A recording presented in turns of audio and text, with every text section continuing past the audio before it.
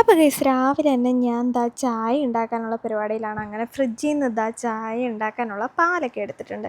ഞാൻ മിക്കപ്പോഴും ഇങ്ങനെ സ്റ്റോർ ചെയ്ത് വെക്കാറുണ്ട് കേട്ടോ. പാൽ ഒന്നോ രണ്ടോ കവറൊക്കെ ഉള്ളൂ, അതിൽ കൂടുതൽ കവറൊന്നും വാങ്ങിച്ച് വെക്കലില്ല കേട്ടോ.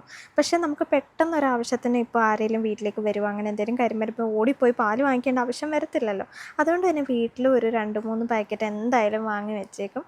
അങ്ങനെ നമ്മൾ ചായ ഉണ്ടാക്കാൻ പോകണം. അപ്പോൾ നിങ്ങൾക്ക് സത്യം പറഞ്ഞാൽ എങ്ങനെയുള്ള ചായയാണ് ഇഷ്ടം? എനിക്കെന്ന് വെച്ച് കഴിഞ്ഞാൽ നല്ല ഇഞ്ചി ഇട്ടിട്ടുള്ള ചായയാണ് ഇഷ്ടം. ചില സമയത്ത് ഞാൻ ഏലക്കയും കൂടി ചേർക്കാറുണ്ട്. അപ്പോൾ നിങ്ങൾക്ക് എങ്ങനെയുള്ള ചായ, അതായത് കട്ടൻ ചായയാണോ, കാപ്പിയാണോ, ചായയാണോ, കട്ടൻ ചായയാണോ, അങ്ങനെ ഓരോരോ ഐറ്റംസ് ഉണ്ടല്ലോ. നിങ്ങൾക്ക് അതിലേതാണ് ഇഷ്ടമെന്ന് എന്തായാലും കമൻറ്റ് ബോക്സിൽ വന്നിട്ട് പറയാൻ മറക്കരുത്. അപ്പോൾ ഞാൻ ചായ ഉണ്ടാക്കുന്ന രീതി ഇങ്ങനെയാണ്. ആദ്യം വലിയ പാനിൽ ഞാൻ നമ്മുടെ പാലങ്ങോട്ട് തിളപ്പിക്കും. പിന്നെ ചെറിയ പാൻ എടുത്തിട്ട് ഇതുപോലെ നമുക്ക് ആവശ്യമുള്ള പാല് മാത്രം അതിലൊഴിച്ചിട്ട് ചായ ഉണ്ടാക്കും.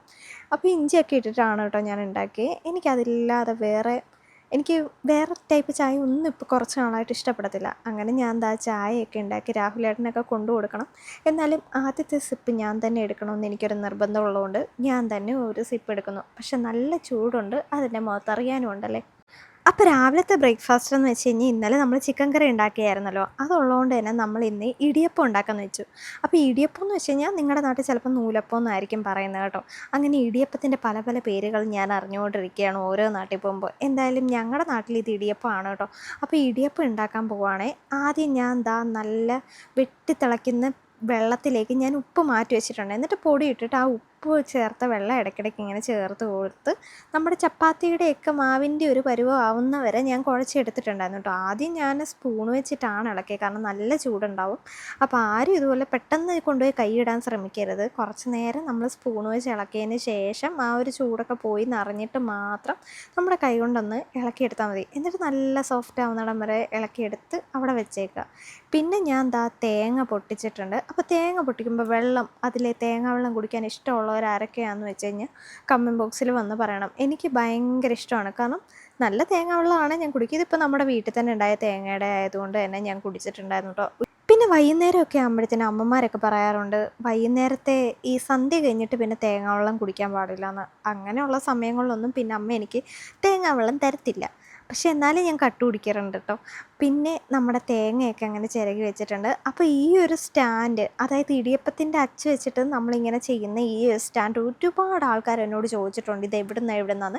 ഇത് ഞാൻ ഫ്ലിപ്കാർട്ടിൽ നിന്ന് രാഹുലേട്ടൻ വാങ്ങിയതാണ് കേട്ടോ. ഇതിൻ്റെ യൂസ് എന്ന് വെച്ച് കഴിഞ്ഞാൽ നമുക്ക് ഒരു സൈഡിൽ തേങ്ങയും തിരുമാം, ഒരു സൈഡിൽ നമുക്കിതുപോലെ ഈ ഒരു ഇടിയപ്പത്തിൻ്റെ അച്ച് വെച്ച് കഴിഞ്ഞാൽ നമുക്ക് അവിടെ വെച്ച് തന്നെ ഇങ്ങനെ പീച്ചി എടുക്കാൻ പറ്റും. അപ്പോൾ അതാണ് ഇതിൻ്റെ യൂസ്. ഞാൻ ഇതിൻ്റെ ലിങ്ക് കിട്ടുവാണെങ്കിൽ എന്തായാലും ഞാൻ ടാഗ് ചെയ്ത് കൊടുത്തേക്കാം കേട്ടോ. പക്ഷെ നല്ല യൂസ്ഫുൾ ആയിട്ടുള്ള ഐറ്റമാണ്, കാരണം ഭയങ്കര പ്രയാസമില്ല. നമുക്ക് സാധാരണ ഇത് കൈ വെച്ച് ഇങ്ങനെ പീച്ചുമ്പോൾ ഭയങ്കര ബുദ്ധിമുട്ടല്ല, പക്ഷെ ഇങ്ങനെ ആകുമ്പോൾ കുഴപ്പമില്ല കേട്ടോ. അത് കഴിഞ്ഞിട്ട് ഞാൻ വെള്ളം വെച്ചിട്ടുണ്ട് കേട്ടോ. ആ ഒരു നമ്മുടെ ഇടിയപ്പത്തിൻ്റെ ഇഡലിക്കുട്ടകത്തിനകത്ത് ഞാൻ വെള്ളം വെച്ചിട്ടുണ്ട്. അങ്ങനെ അത് ആ ഒരു സെറ്റ് രാഹുലേട്ടൻ അവിടെ കൊണ്ട് വെച്ചിട്ടാണ്. പുള്ളിയാണ് സാധാരണ എപ്പോഴും ഇടിയപ്പത്തിന് വന്നിട്ട് ഇങ്ങനെ പീച്ചാറുള്ളത്. പുള്ളിക്ക് ഭയങ്കര ഇഷ്ടമാണ് കേട്ടോ. അങ്ങനെ നമ്മുടെ ചിക്കൻ കറിയും പിന്നെ നമ്മുടെ ഇടിയപ്പം അവിടെ റെഡി ആയിട്ടുണ്ട്. സത്യം പറഞ്ഞാൽ രണ്ടും കൂടെ നല്ല കോമ്പിനേഷനായിരുന്നു. പക്ഷേ എനിക്ക് ഒന്നും കൂടി ഇഷ്ടം മുട്ടക്കറി, ഇടിയപ്പം മുട്ടക്കറിയും ഭയങ്കര ഇഷ്ടമാണ് കേട്ടോ. അങ്ങനെ ഞങ്ങൾ ഇരുന്ന് കഴിക്കുകയൊക്കെ ചെയ്യുന്നുണ്ട്. ഇനിയിപ്പോൾ നമുക്ക് ഒരു ഉച്ചയൊക്കെ 2 മണിയൊക്കെ ആകുമ്പോൾ ഒരു ഫംഗ്ഷന് പോകണം. വേറൊന്നുമല്ല, രാഹുലേട്ടൻ്റെ റീയൂണിയനാണ്, അതായത് 10ാം ക്ലാസ്സിലേക്ക് റീയൂണിയനാണ്. അതിനായിട്ട് നമ്മൾ പോവുകയാണ് കേട്ടോ. അങ്ങനെ നമ്മൾ രാഹുലേട്ടൻ്റെ സ്കൂളിലേക്ക് പോയിക്കൊണ്ടിരിക്കുകയാണ്. ഒരുപാട് ഓർമ്മകളൊക്കെയുള്ള പുള്ളിയുടെ സ്കൂളിലേക്ക് പോവുകയാണേ.